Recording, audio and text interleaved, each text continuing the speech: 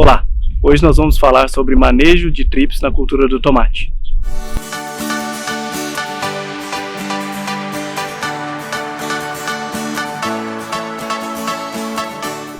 Os trips são insetos da ordem Thysanoptera.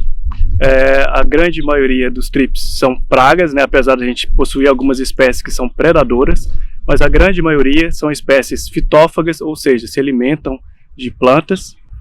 E o ciclo do trips ele dura cerca de 15 dias, sendo que o ovo é colocado de forma endofítica na planta. A fêmea coloca o ovo entre os tecidos da planta. Esse ovo eclode, então ele passa por dois estágios ninfais, isso tudo ainda na parte aérea da planta. Após esses dois estágios ninfais, o trips ele desce para o solo, onde passa para a fase de pré-pupa e pupa. Essa fase ela dura cerca de 5 dias, né, aproximadamente ali, 1/3 do ciclo total. E após esse período, o trips, então, já adulto, sobe novamente para a planta, começando uma nova postura, dando início a um novo ciclo. Os danos causados pelos trips podem ser diretos ou indiretos. Por ele apresentar um aparelho bucal do tipo picador-sugador, os danos diretos são causados pela sucção da seiva dessa praga na planta. Dependendo da infestação, isso pode gerar manchas, até mesmo nos frutos, o que causa uma depreciação no valor comercial desses frutos, né, desse produto. E os danos indiretos eles estão relacionados à disseminação de viroses. Também é um dano muito importante, pois a partir do momento que existe alguma planta com virose na área, ao sugar, o trips ele se contamina com vírus e ao passar para outra planta e também sugar a seiva dessa planta, ele vai disseminar esse vírus na lavoura. Por isso é muito importante que o produtor ele mantenha a área livre de plantas daninhas, plantas que possam ser hospedeiras desse vírus, inclusive também as plantas do tomate. Se ele identificar uma planta contaminada por vírus, ele deve retirar essa planta imediatamente para evitar essa transmissão da virose na cultura. Dada a grande importância dessa praga na cultura do tomate, o produtor ele deve adotar um sistema de manejo integrado de pragas para fazer o controle do trips. Um desses manejos é o uso de armadilhas de cola para monitoramento.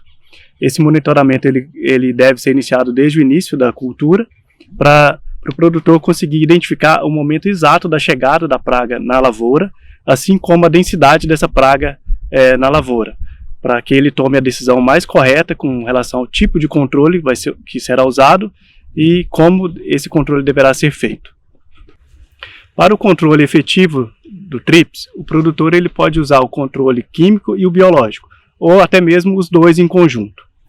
Para o uso do controle biológico, o produtor ele pode usar um percevejo predador que é altamente voraz na captura e alimentação do trips, que é o Orius insidiosus. Esse inseto ele é amplamente utilizado em todo o mundo. Como eu disse, ele é um predador altamente voraz, né? Ele chega a predar 85 trips num dia, e ele atua na parte aérea da planta, onde os trips geralmente estão, né? 2/3 do ciclo do trips ocorre nessa parte da planta, na parte aérea, e esse inseto ele tem um comportamento muito parecido com o do trips, ou seja, ele procura muito a região das flores da planta, onde existe a presença de pólen. Então os dois, tanto o predador como a praga, elas buscam esse local da planta para se reproduzirem e para se alojarem. E isso faz um casamento perfeito entre o predador e a presa. Então com isso a eficiência do Orius é muito grande. Assim como o ciclo do trips, o ciclo do Orius ele também dura cerca de 15 dias. Inicia-se com a fêmea colocando o ovo na forma endofítica, né? A fêmea coloca o ovo entre as camadas do tecido da planta. Esse ovo eclode, dando origem à fase de ninfa. Ele passa por 5 fases de ninfa durante o seu desenvolvimento. Durante esse período de ninfa, o Orius ele já consegue predar bastante quantidade de trips, né? Ele já atua como predador dessa praga. E após esses 5 estágios ninfais, o Orius se transforma então no inseto adulto, e o adulto volta a colocar o ovo na planta e dando origem a um novo ciclo.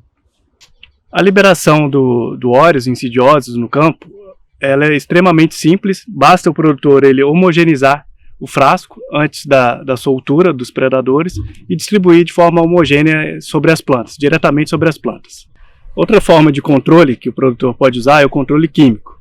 Para isso, o produtor ele tem uma série de produtos registrados no Ministério da Agricultura para o controle de trips, e ele deve ficar atento a se esse produto ele é compatível com a cultura em questão e se ele é o período de carência e se ele é seletivo aos inimigos naturais, como por exemplo o óreos insidiosos que a gente comentou, dando preferência para esse tipo de produto.